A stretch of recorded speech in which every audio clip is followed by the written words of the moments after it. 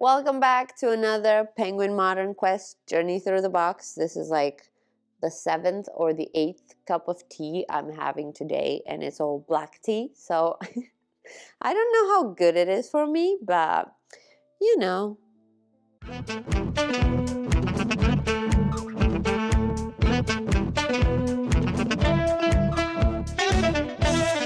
Let's go through the box. Usually the way I do these videos is that I read a book and then I talk about it. Read a book and then I talk about it. But this month I read a lot of these books and I just didn't feel like filming it. So I'm going to talk about 5 books this episode. That's usually how many I do per episode.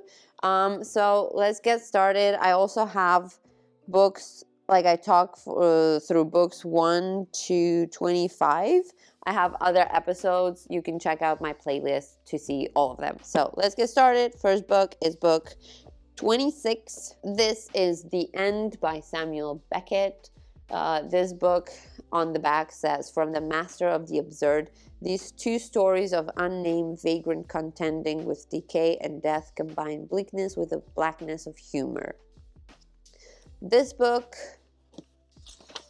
was translated by Samuel Beckett and Richard Seaver, and it has 2 short stories, The End and The Culminative. And I also have my reading journal where I wrote about these books, so I don't forget. Though for these ones I didn't actually write anything because I got lazy, so I'll just have to remember what they were about. I just have the star ratings. This book I gave 1.5. I really didn't like it. I just didn't make a lot of sense of these stories. The first one is about this man who is just sick, and he's like in a hospital, but they're releasing him from the hospital, and they just gave him some clothes and some money and put him back into the world. And in the beginning, like, he doesn't really know what to do, and he just kind of drifts from place to place. And at one point he finds a place to sleep and he pays them money, and then the lady's like, if you pay for 6 months it will be cheaper, and he does that.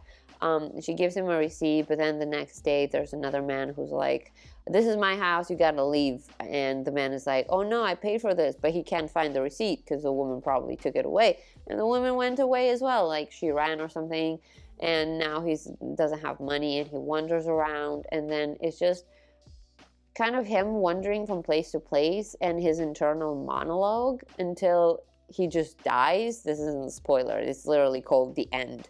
But it's just, it doesn't make a lot of sense. I didn't particularly enjoy the writing style either, like the way the characters are explained or their inner voices or whatever it is. It isn't for me. I didn't particularly like it.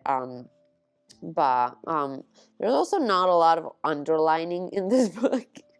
I usually underline my books like crazy, well, the ones I like, but this one I didn't particularly enjoy, so there's not much underlined in here. So yeah. And the second story is about a man who's already dead, and he kind of like wakes up, or at least his consciousness does, and he just talks for a bit, and I didn't fully understand it, but also I didn't fully want to. It's just so uninteresting, at least for me.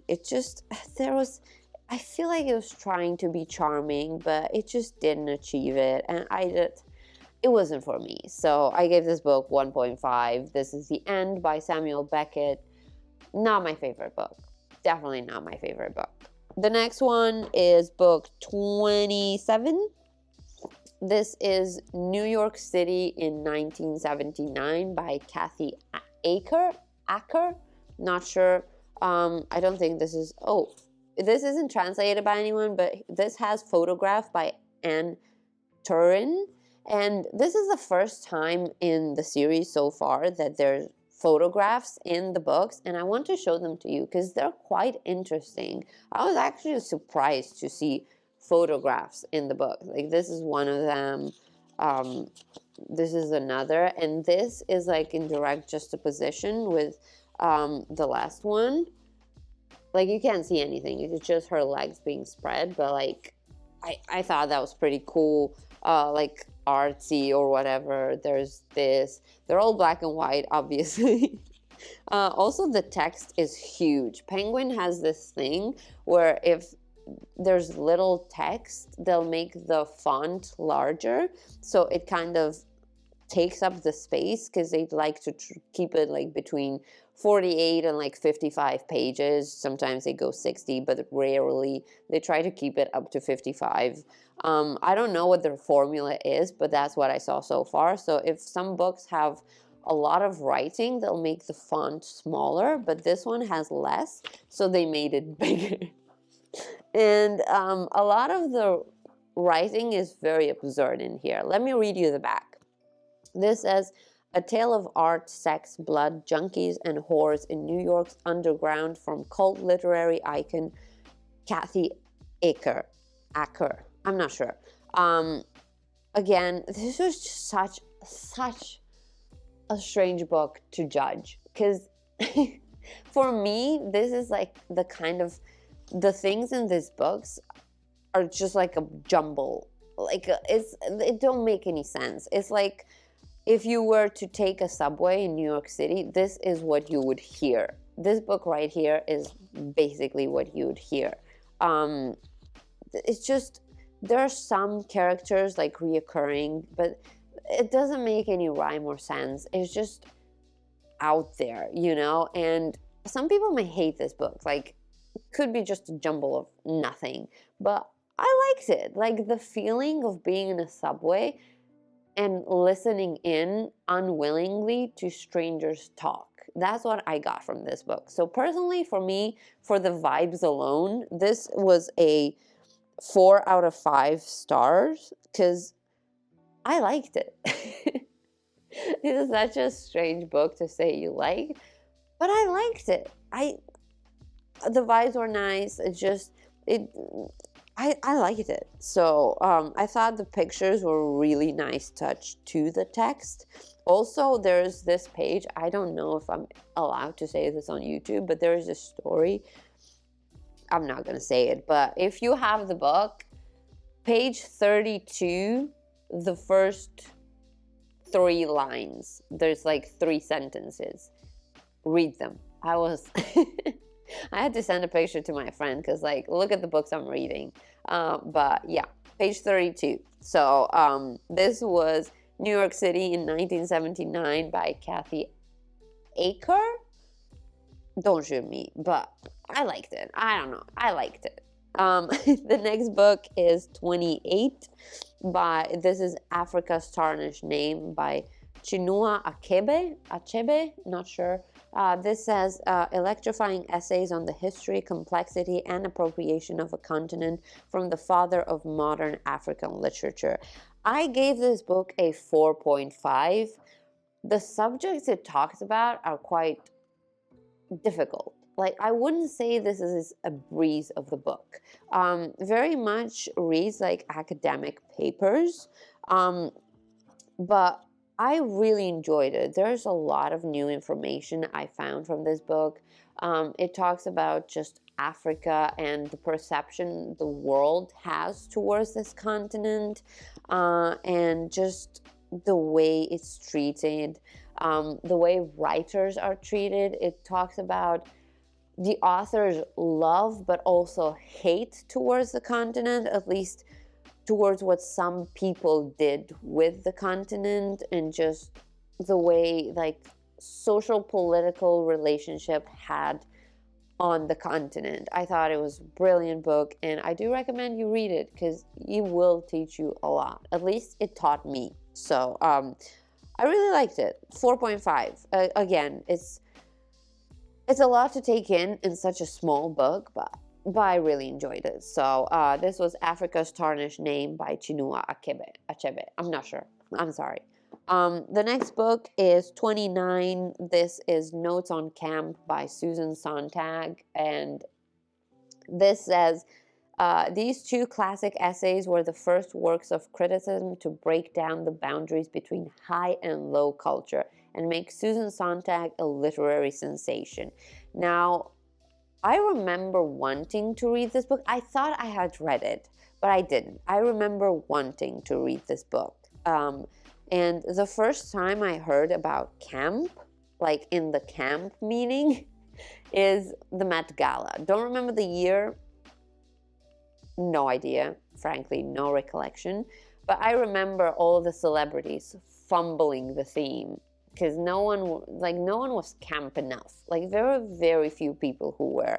But this I gave 4 out of 5 stars. Again, I didn't exactly know myself what the camp theme was. I knew it was like the absurd, the extravagant, the out there fashion, but it's not just fashion. It's objects as well. It's culture. It's a lot more things, and I think like Susan Sontag does a great job at explaining, at making people aware of what it is, because if you're not part of a specific just subgenre, you cannot fully grasp it, and I feel like she makes it so much easier on the common people like me to understand it. This has 2 2 writings. I wouldn't call them stories. The first one is Notes on Camp, and the second one is One Culture and the New Sensibility. The second story, it was fine. I didn't enjoy it as much, but I did think it had its points, like definitely what she was trying to do, that you cannot separate art from science, and to do so is a huge mistake. And a lot of the points she made, again, very relevant today.